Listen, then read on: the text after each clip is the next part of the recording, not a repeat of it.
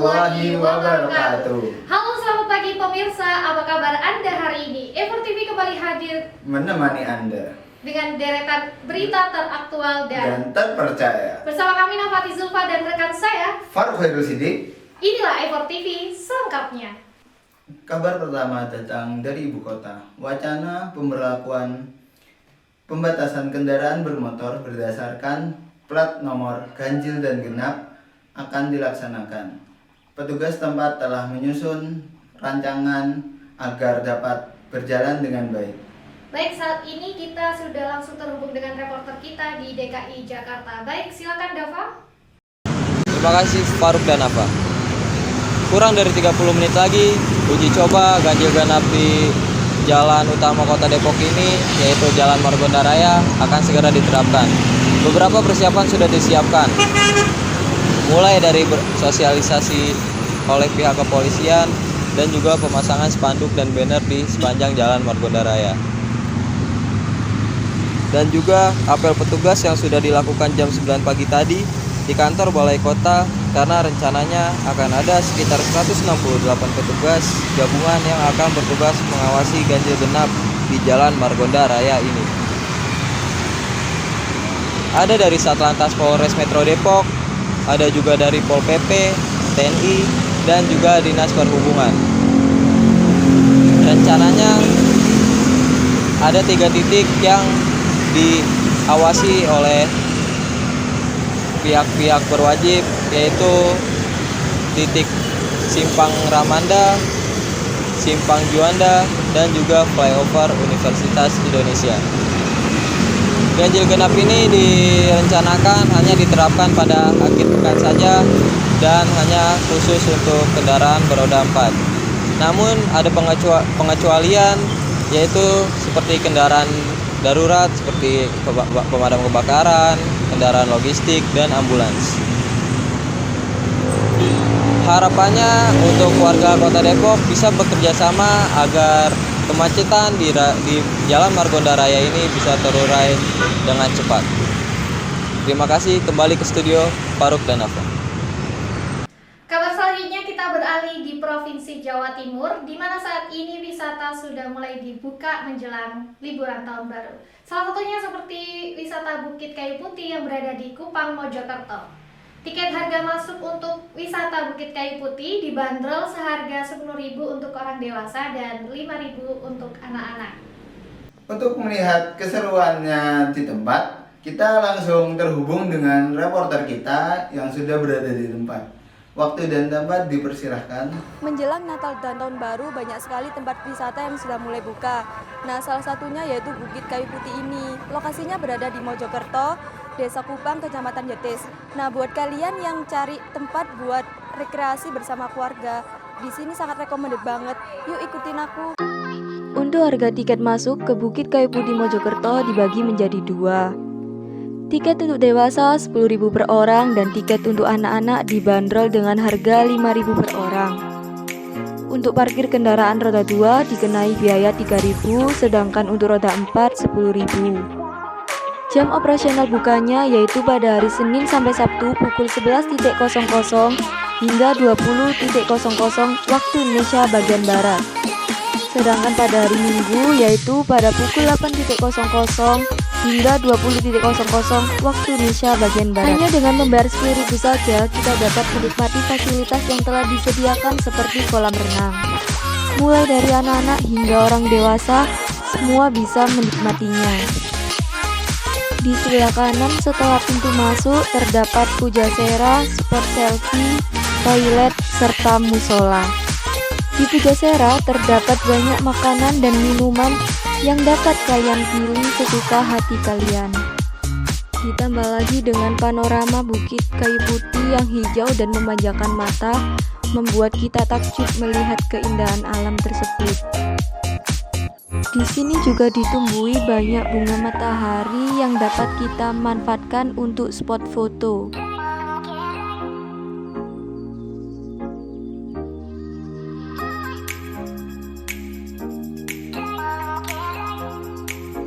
Untuk musola dan kamar mandi dibangun bersebelahan.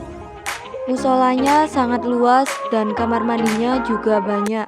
Di sini tempatnya sangat nyaman dan menyenangkan, soalnya fasilitasnya juga lengkap, ada musola, ada tempat toilet, terus ada tempat berenang untuk anak-anak, jadi ramah lah, kayak buat tempat keluarga gitu, seru.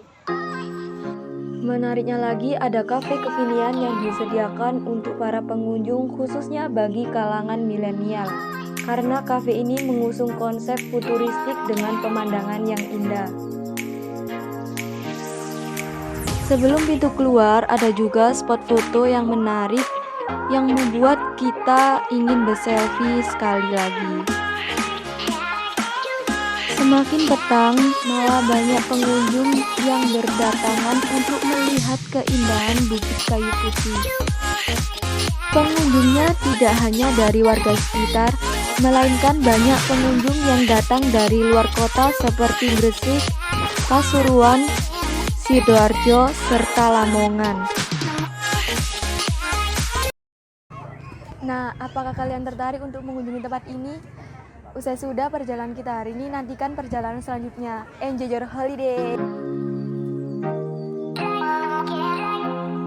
Selain Bukit Kayu Putih, di Jawa Timur juga terdapat wisata religi yang masih tergolong baru yang berada di Kabupaten Pasuruan, yaitu Masjid Mukhlas atau biasa disebut dengan Masjid Merah. Saat ini kita sudah terhubung langsung dengan rekan reporter kita yang sudah berada di kawasan Masjid Merah. Untuk melihat situasi dan kondisi terkait Masjid Merah tersebut, kita sudah langsung terhubung dengan Vera. Silakan Vera. Halo pemirsa, kini saya akan memberikan suatu destinasi wisata religi yang ada di Kabupaten Pasuruan. Jika Anda berkunjung di Kabupaten Pasuruan, tentunya belum pas kalau belum berkunjung di wisata religi yang satu ini. Ini dia wisata religi yang ada di Kabupaten Pasuruan, Masjid Merah. Masjid Merah. Siapa yang tidak tahu dengan Masjid Merah? Yang sebetulnya nama masjid ini adalah Masjid Mukhlas Sidik. Wisata religi yang berlokasi di Dusun Sukorami, Desa Duren Sewu, Kecamatan Pandaan, Jawa Timur, dibangun oleh tokoh masyarakat setempat bernama Haji Mukhlas Sidik. Wisata religi yang satu ini didesain khusus dengan konsep bangunan yang modern, serta warna masjid yang dominan dengan warna merah membuat semua kalangan tertarik ingin mengunjunginya. Baru 2 tahun diresmikan, tepatnya pada tahun 2019, Masjid Merah ini sudah menjadi andalan baru bagi masyarakat Pandaan. Bangunan masjid yang tiap sisinya memiliki 8 sisi yang menjorok keluar hingga membentuk segi 8. Tiap sisi tidak memiliki pintu dan jendela yang didesain tidak dilengkapi dengan daun pintu, melainkan dibiarkan terbuka sehingga udara yang sejuk langsung masuk ke area dalam masjid. Kondisi masjid yang bersih juga menambah ibadah semakin khusyuk. Bagian dalam masjid dihiasi ornamen-ornamen yang indah dengan paduan warna kuning, merah, dan putih. Lafaz ayat kursi yang mengelilingi lingkaran dalam kubah, langit-langit biru, dan podium bernuansa kayu menambah keelokan bagian dalam masjid.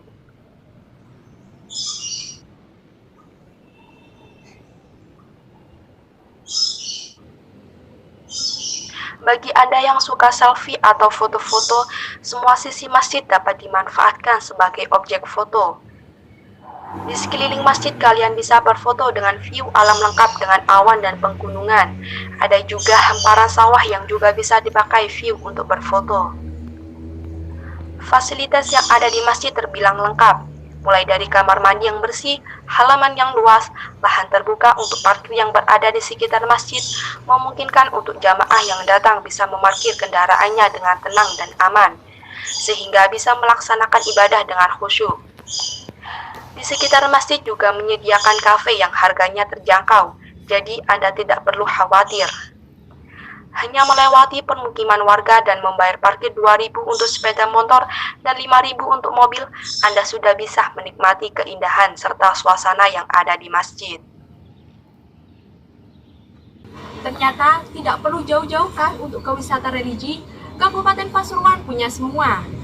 Ajak keluarga Anda untuk mengunjunginya. Saya Vera Desianti, Kabupaten Pasuruan, Jawa Timur. Sampai jumpa.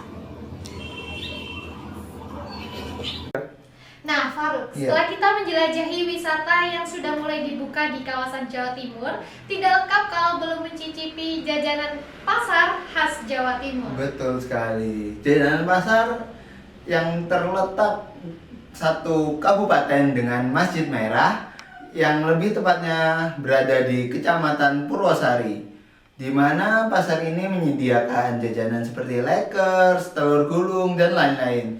Untuk lebih lengkapnya, kita alihkan kepada Filza di tempat.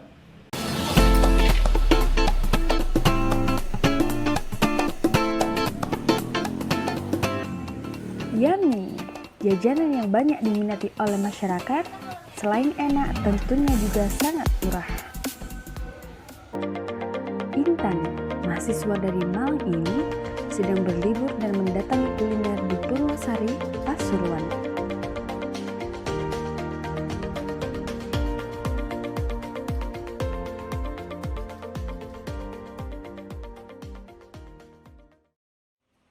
Kalau yang bulat ini namanya cimol atau acimolor, sedangkan yang berbentuk panjang namanya sotong.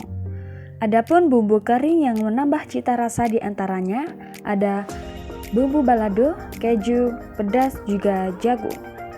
Makanan yang terbuat dari aci tersebut sangat digemari dan dicari oleh warga masyarakat.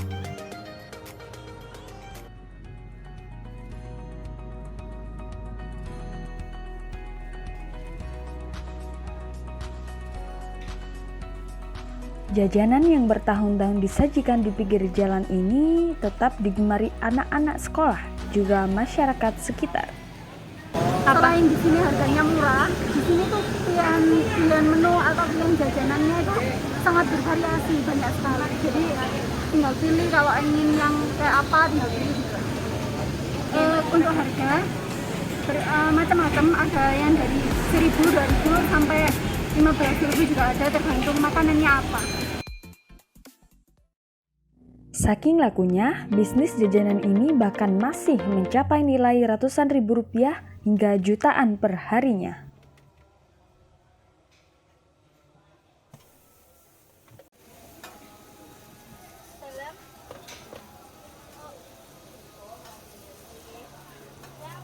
Dari nostalgia hingga cita rasa yang lezat, berbagai alasan berbeda membuat jajanan pinggir jalan lebih diminati oleh warga. 2015 dari jam setengah 10 sampai habis 400.000. Itu gimana? selalu di sini. Selalu di sini.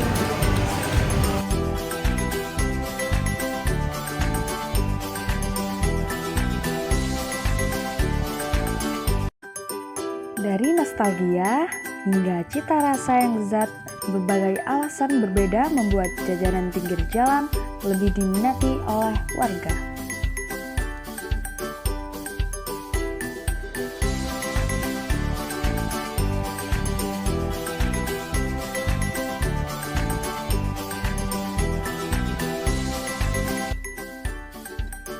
Kalau Anda sendiri bagaimana? Jajanan mana yang kira-kira Anda gemari? Dari Filza, Pasuruan. Selain wisata kuliner yang berada di Purwosari, Pasuruan, di Sidoarjo juga sedang diadakannya festival kuliner yang tepatnya berada di Desa Bluru. Festival kuliner ini memiliki tema yaitu penguatan ekonomi di masa pandemi mewujudkan desa sejahtera melalui desa wisata. Nah, selain itu, festival ini juga dimeriahkan dengan berbagai kuliner, gelar UMKM, live music, penggalangan dana untuk korban Semeru, sampai vaksinasi yang berada di tempat tersebut. Untuk melihat keseruannya, kita sudah terhubung langsung dengan rekan reporter kita, Putri. Silahkan. Bagi Anda masyarakat Sidoarjo dan sekitarnya, tidak perlu bingung weekend ini mau kemana. Kenapa? Karena weekend ini telah buka pasar kuliner di Bluru Sidoarjo yang pertama kali buka setelah PPKM pemerintah diberlakukan. Festival Festival kuliner ini bertemakan penguatan ekonomi di masa pandemi, mewujudkan desa sejahtera melalui desa wisata. Festival ini juga dimeriahkan dengan festival kuliner, gelar UMKM, BUMDes, lomba karaoke, live musik, penggalangan dana untuk korban Gunung Semeru dan program vaksinasi.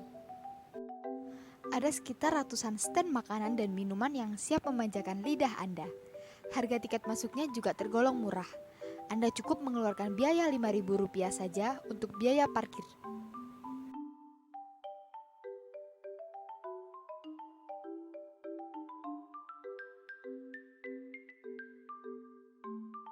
Aneka jajanan jadul ataupun modern ada semuanya di sini. Begitu juga dengan minumannya. Nah, soal harga dari masing-masing kuliner di sini tergolong sesuai dengan tarif standar dan ada juga yang murah. Festival kuliner ini diadakan sejak 23 Desember sampai dengan 2 Januari 2022 di area gedung MPP Sidoarjo, Bluru Kidul, Sidoarjo dan dibuka pada pukul 6 sore hingga 10 malam.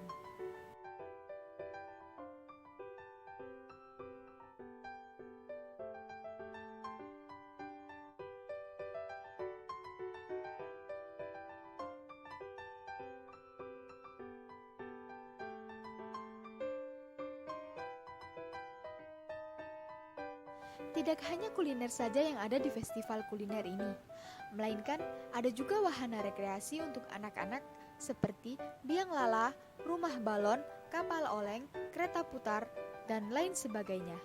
Nah, soal tiket wahana juga termasuk murah. Untuk per wahana hanya dibanderol dengan Rp10.000 saja.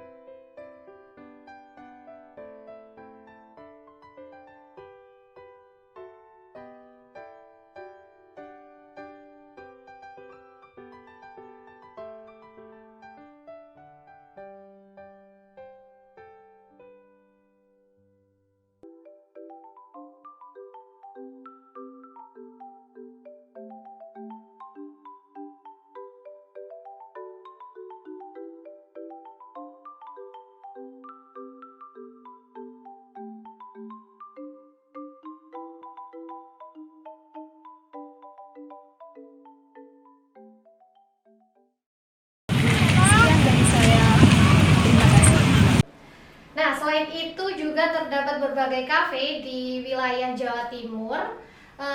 Salah satunya ialah Kafe Rama yang terdapat di kawasan Sukodono, Sidoarjo.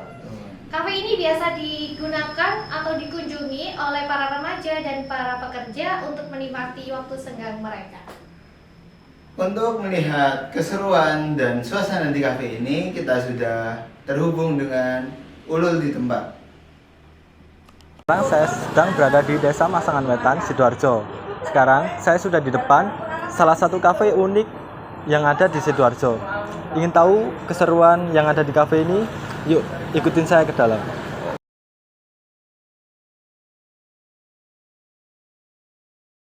Berdiri sejak 2019, Kafe Rama menjadi daya tarik tersendiri di Sidoarjo.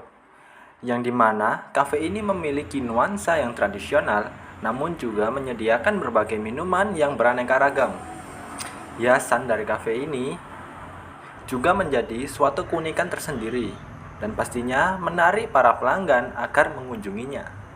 Keunikan kafe tersebut bernuansa kebarat-baratan, namun juga menggabungkan unsur tradisional adat Jawa, yakni jajanan Jawa yang disediakan. Hal ini menjadikan pengunjung betah bersantai dan bercengkrama dengan kerabat. Akses gratis di kafe ini, yakni WiFi gratis yang dapat mengakses dunia maya. Jadi, tunggu apa lagi? Kunjungi Kafe Rama yang berada di Sidoarjo Masangan Wetan, RT 12 RW 4 dan nikmati harimu dengan bersantai bersama teman-temanmu. Masih tetap di kawasan yang sama, yaitu di Kecamatan Sukodono, Kabupaten Sidoarjo. Terdapat kabar baik untuk kalian para pencinta musik tanah air. di mana ada toko yang menyediakan alat musik akustik. Untuk melihat berbagai macam alat musik akustik yang tersedia di toko tersebut, kita sudah terhubung langsung oleh reporter kami, Fadil. Silakan. Ya, baik. Kini saya sedang berada di depan toko gitar Urika Raya, tepatnya di Desa Masangan Wetan, Kecamatan Sukodono, Kabupaten Sidoarjo. Nah, di toko gitar Urika Raya ini menyediakan berbagai macam gitar, mulai dari gitar kecil, ukulele, gitar akustik, maupun cajon. Aksesoris yang disediakan pun lengkap, mulai dari pick, terus senar gitar, kapo, dan lain sebagainya. Toko Urika Raya ini juga menyediakan jasa melayani servis gitar yang rusak. Jika Anda memiliki gitar yang rusak, silakan Anda bisa memperbaikinya di toko gitar Urika Raya. Mau tahu cerita lengkapnya? Yuk simak berikut ini. Jika Anda berjalan-jalan di Sukodono, Sidoarjo, tepatnya di Jalan Swadaya nomor 4, Desa Masangan Wetan, Anda dapat menjumpai toko gitar yang ada di ruko-ruko area persawahan. Toko gitar ini menyediakan berbagai macam alat musik, salah satunya yaitu gitar. Mulai dari gitar akustik, gitar kecil, ukulele, cajon, dan masih banyak lagi perlengkapan untuk gitar sendiri. Jika Anda berkunjung ke toko ini, Anda bisa mengunjunginya pada pukul 8 pagi hingga 10 malam. Dan toko ini buka setiap hari. Untuk menemukan lokasinya tidaklah sulit. Anda dapat berjalan dari Jembatan Layang Desa Masangan Wetan ke utara sekitar 700 meter dan dapat ditempuh menggunakan kendaraan bermotor sekitar 5 menit. Perlengkapan gitar di toko ini juga terbilang cukup lengkap dan harganya pun terbilang cukup terjangkau.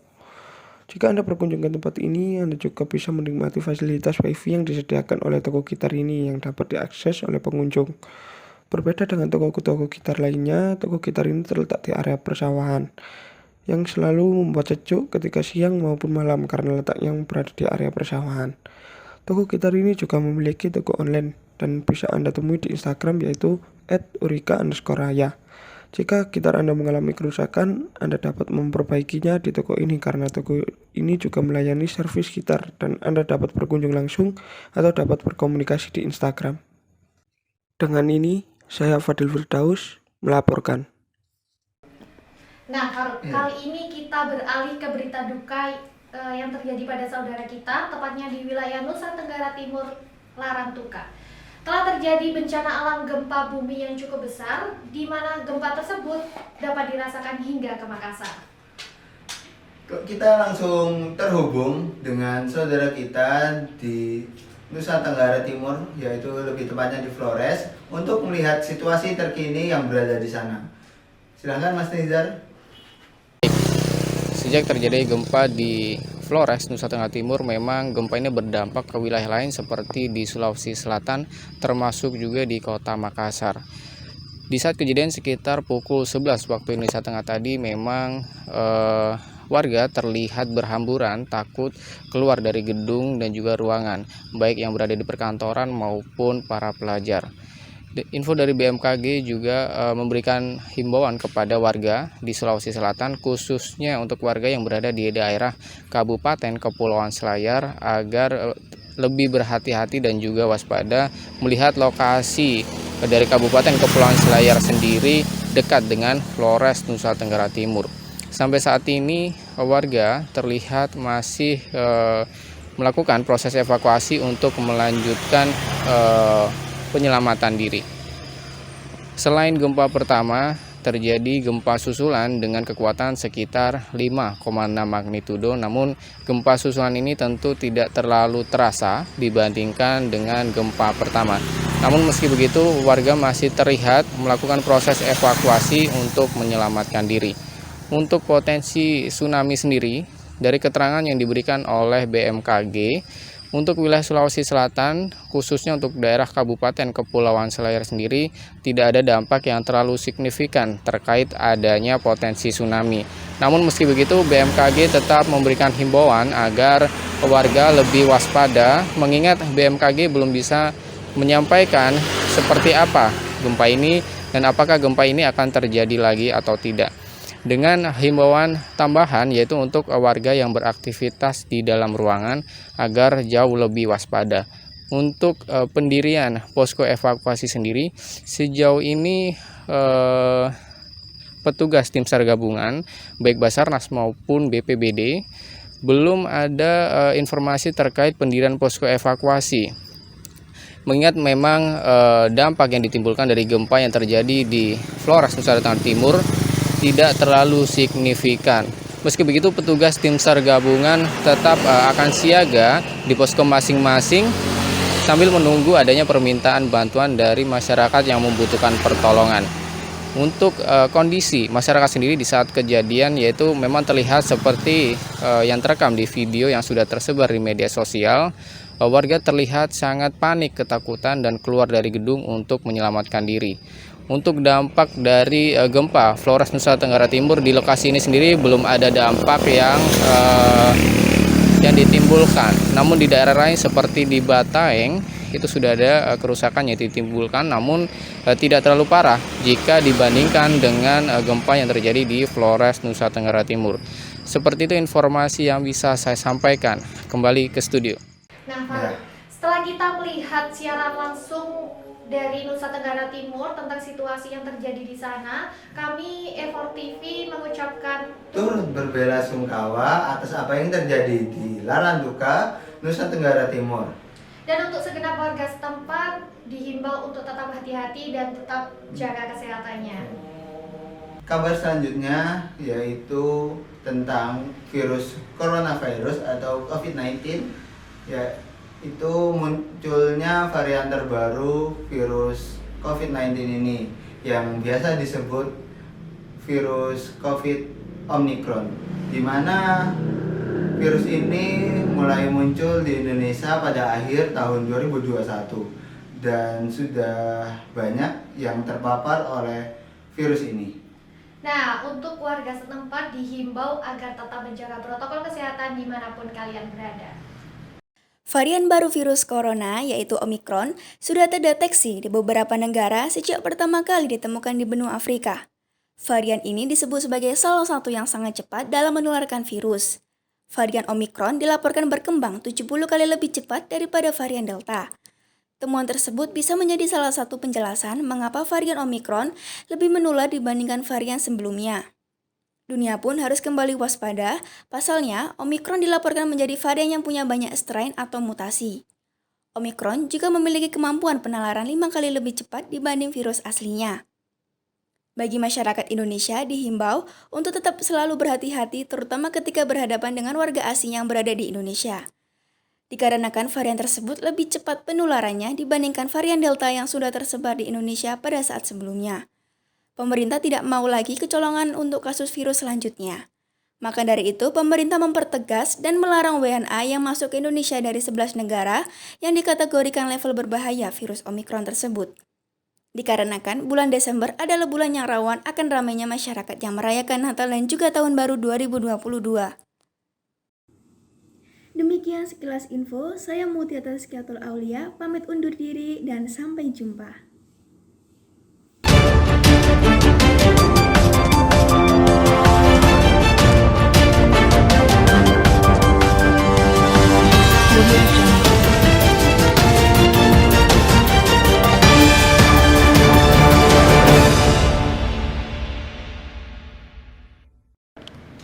Baik, berita tersebut sekaligus menutup perjumpaan kita pada pagi hari ini.